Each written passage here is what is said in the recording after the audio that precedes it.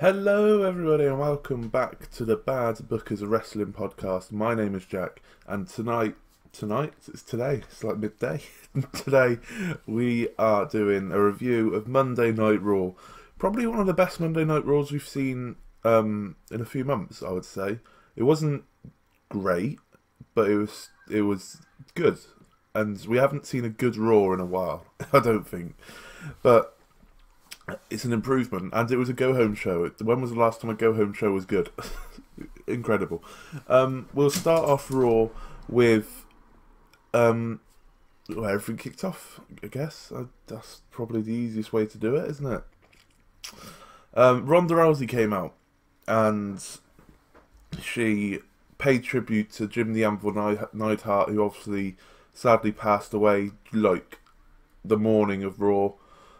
So obviously Natalya she was meant to wrestle, I think she was meant to wrestle Alexa Bliss, but in the end Ember Moon filled her spot because obviously you're not expecting Natalya to turn up when she's just had the death of her father on the same day. But yeah, she came out she paid respects. She then talked about her SummerSlam match. She introduced Ember Moon out to face Alexa Bliss and all that. Blah blah blah blah blah. There was more on. This wasn't the only tribute to Jim Neidhart. There was a video package later on the night, which we'll get onto once we get there. So Alexa Bliss and Alicia Fox came out and they did a promo. Alexa Bliss even growled a little bit for some reason. I'll try and impersonate Ronda, I guess. She was doing that. It's like, okay, Alexa. What else was there? She also brought out security, 4 security guards, and they walked down to the ring to Ronda, and Ronda just beat them up. Beat 3 of them up. I think 1 ran away. But they're really, really, really trying to make Ronda look like Stone Cold, and it's working, I would say. It is working. She just doesn't give a shit, basically, which is good to see. It's like this proper Stone Cold-esque stuff that they're doing, and at the moment, it's working quite well, in my opinion. But yeah, Ember Moon defeated Alexa Bliss via DQ because Alicia Fox kind of rolled into the ring, attempted to break up a pinfall, didn't. It looked weird. It looked so odd. Like, Alicia Fox, people want her to get a push. Like, granted, she's given quite a few years to the industry, but she's crap. She couldn't even break up a pin properly. She doesn't sell any moves. Like, no, just keep her as Alexa Bliss's side thing for when Mickie James isn't there. That's perfectly fine, but not give her a push, definitely not. But yeah, then after the match, Ronda just threw Alicia Fox around like a doll, and Alexa Bliss ran away. I don't think anything happened between Ronda and Alexa Bliss. Might have done. It might have done, but I kind of like zoned out as soon as Alicia Fox got involved because it was just terrible. But I'm trying to think what else happened. But yeah, it hypes up the Alexa Bliss Ronda Rousey match a little bit more, and I'm looking forward to it. I don't know what to expect. I think we're going to get probably about 10 minutes or so of Alexa Bliss kind of being on top through shenanigans, if you will, and then Ronda's probably going to come back, finally catch her with the armbar, and win via submission, I would have thought. But it'd be quite cool to see, like, at a squash match, like, instantly get her into the armbar and lock it in. I'd quite like to see that. But next up we had Baron Corbin, Constable Baron Corbin, defeating Tyler Breeze. I'm really happy they're giving Tyler Breeze some TV time. Obviously, last week he had a little bit of TV time with Seth. He didn't wrestle, but he got TV time nonetheless. This week he wrestled. It was a fairly short match, 5-minute match, but at least they're still putting him on TV. That's like, because most of the time when the tag team, when one of them gets injured, in this case Fandango, the other one will just, it seems like they're injured with them, and it's good that, you know, because Tyler Breeze is far too good to not be on TV. So yeah, short match. Baron Corbin defeated Tyler Breeze, and then instantly made another match for, it was a handicap match between Jinder Mahal and Finn Balor, Jinder Mahal and Kevin Owens even versus Finn Balor, and in a handicap match, and Finn came out and was like, "You little shit." Baron Corbin walked up the ramp, but he couldn't leave the stage before Kurt Angle came out and made it a tag team match, where he introduced Braun Strowman to the fray, and that's where Braun Strowman and Finn Balor defeated Kevin Owens and Jinder Mahal. Braun Strowman looked amazing in this match. The crowd were well into him again. He looked on fire. He looked on form, and going into SummerSlam, it looks like he's finally built up his hype again. I wouldn't have minded Kevin Owens winning the briefcase, but I think you can't really take it off Braun, in my opinion. But either way, I'll be quite happy, to be fair, with Kevin Owens or Braun Strowman. Next up, we had Elias. As WWE put it, an Elias-inspired local competitor attacks Bobby Lashley. I spent most of my time through this segment on my phone, because I just, ever since Bobby Lashley has been put with Elias, I just don't care. Bobby Lashley, I just can't. I just can't be bothered with him. Bobby Lashley, every time he gets on the mic, it's really cringy, in my opinion. And I'm just glad that there isn't an Elias Lashley match at the moment. They'll probably make one, but at this moment of time, there isn't Elias versus Lashley at SummerSlam. I don't have anything to say about this segment because, I was on my phone. I'm not interested in Bobby Lashley. I love Elias, but I just can't stand Bobby Lashley, unfortunately. We had the triple threat tag team match for the Raw Tag Team Championships between the B Team, the Deleters of Worlds, and the Revival. So, the B Team won. They retained. The finish of the match was quite good, actually. It was... The Revival were in the ring with Bray Wyatt. They were struggling with Bray Wyatt. Curtis Axel secretly tags himself in. Don't know how you can secretly tag yourself in. He tagged in on Dash Wilder, I think it was. He tagged in on, and then the Revival hit the Shout Machine for some reason. I don't know how, but go with it. Dash Wilder didn't realise that he got tagged out. Went to pin Bray Wyatt. Curtis Axel ran in, threw Dash Wilder out to the outside, and then pinned Bray Wyatt for the 1-2-3 to retain. It was quite sneaky, quite I was going to say original. It's probably happened loads of times. I don't remember it happening off the top of my head, but yeah, it was a bit sneaky from the B Team. But there has been a match announced for SummerSlam. The B Team will defend, on the pre-show, the B Team will defend their tag team titles against the Revival, which I'm hoping to see the Revival win, because they're the Revival. They're one of the best tag teams in the world. But we'll have to wait and see. We had the Roman Reigns segment.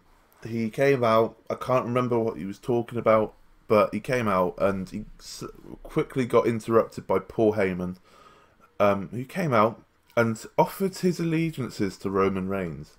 He even typed up a a pre-agreement contract for the partnership of Paul Heyman and Roman Reigns, and Roman was like, "No, go away." And he said to Paul Heyman, "My dad taught me how." He taught me a lot about this business, and he taught me how to notice people drowning. And Paul, you're definitely drowning, and I want nothing to do with you. And then Paul Heyman, because obviously, if you don't know about Paul Heyman's past, he actually worked. He managed a Samoan tag team. I can't remember in what relation it is to Roman, what the Samoan tag team was, but he managed them, and he did a lot with the Samoans back in the 90s and 80s, I believe. And he spoke Samoan to Roman, and that looked like it really threw Roman off. I don't know what he said in Samoan. Unfortunately, I don't speak Samoan, so it's not one of my tongue languages. But he spoke Samoan, and yeah, it looked like he threw Roman off. He gave Roman the contract back and said, "Just, I don't want your answer tonight. Just look at it." Roman looked at it, and before long, Paul Heyman just sprayed him with what looked like pepper spray. It looked like water in a can, but they were making it out to be pepper spray, and attacked him. Paul Heyman, he just sprayed it, so Roman was riding around in the ring, grabbing his eyes, because that's what you do if you had pepper spray in your eyes. I've never been pepper sprayed personally, but I'm sure it fucking kills. But Paul Heyman was about to leave the arena, turns back round, and Paul Heyman, Brock Lesnar's music hit even. Brock Lesnar came out, attacked Roman Reigns while he was in this incapacitable state, I guess you could say. He couldn't fight back. He hit a guillotine on him, which was good to see. We don't usually see that from Roman, from Brock even. And he hit a guillotine. He first of all, he hit him with a few knee strikes and whatnot. He then put a guillotine on him. He then went to walk off, came back and he did the F5 on Roman, and then walked off. Didn't say anything, just laid Roman out and walked off, basically. It was an alright segment. They've kind of done it before. They did it last time when Roman was in handcuffs and Brock attacked him, basically. So they've kind of done it before, but it was decent enough segment, and it did enough to build for their match that not many people are excited for legitimate reasons, to be fair. But next up, we had Bobby Roode. It was a really weird match. Right, they just come back from an ad break. They had the camera on the commentary team, who were still talking about Roman and Lesnar and Heyman. And then all of a sudden, you just heard the bell ring. You looked into the ring, and they were having a match. Like it was Bobby Roode and Titus O'Neil, Titus Worldwide versus Mojo Rawley and AOP. And they were literally talking about Brock Lesnar and the Roman Reigns situation. I had the camera set on the commentary team, and then the bell rings for the match. So no entrances, no build-up, just, yeah, there we go, let's have a match. So, and it wasn't a very good match. It was a really quick match. Bobby Roode pinned Mojo again to win the match for his team. So, it was really weird. It was so weird. It threw me off completely.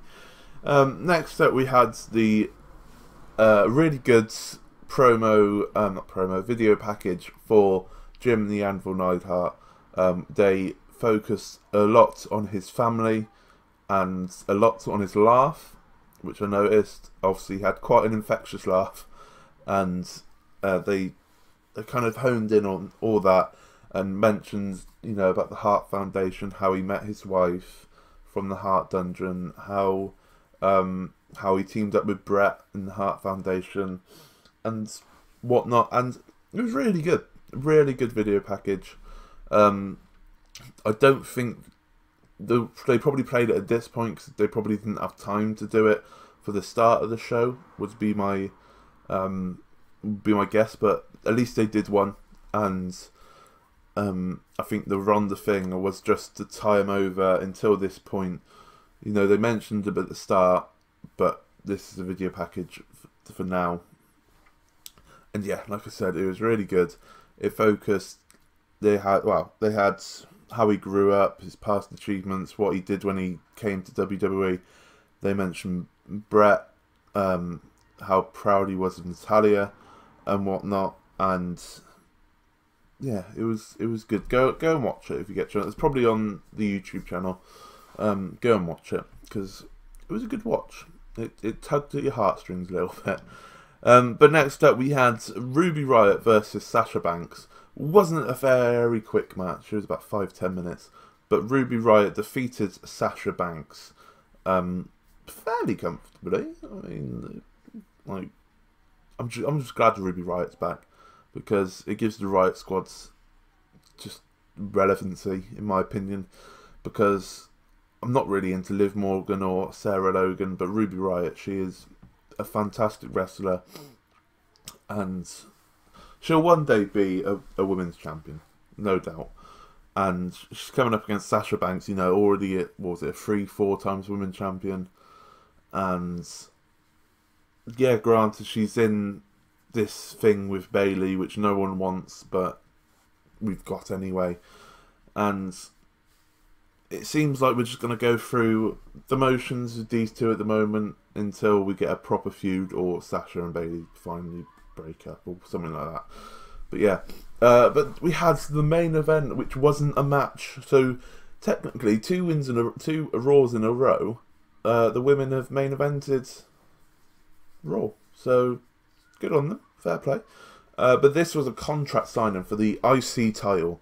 There's been segments and promos throughout the evening that Seth Rollins hadn't turned up to Raw yet because he was doing business in China and whatnot. And he was having travel issues, but he will make it. But Dolph Ziggler and Drew McIntyre came to the ring with Kurt Angle and said, look, I'll sign the contract, but if Seth doesn't sign it, if he doesn't turn up, he forfeits the match. And I'm not having he pulled off quite a decent promo. He just shot on the crowd completely. And it went on for about 5 minutes of non-stop. He didn't stop to have a breathe or anything. It didn't seem. I was hooked on every single word he was saying. It was a really good promo. He signed the contract as soon as he shut the, they had the black folder for the contract. As soon as he shut that, Seth Rollins' music hits. And he comes out and said, I've been here for a while, Dolph, but I didn't want to come out until you signed the contract because I thought you would, back down and not sign it. So I'm glad you signed it, so now we can have our match at SummerSlam. And then earlier on in the night,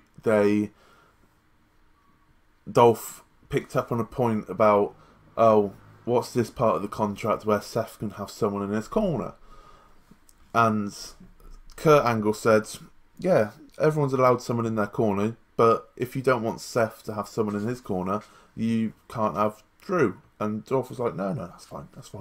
We'll have Drew, he can have someone. And Seth mentioned this again and went, yeah, I put that clause in the contract, which I assume is part of every contract, to be fair. He was like, I put that clause in that contract just to counterbalance you having Drew. And you called Drew a psychopath, but I feel that a lunatic is better than a psychopath. And the crowd went mental, and none other than Dean Ambrose's music hit. He came out. He was trying to make his best impression of me. Like, he's shaved his hair completely down. He's got his ginger beard on the go.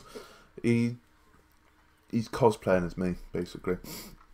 But he came out. They ran through Dolph and Drew.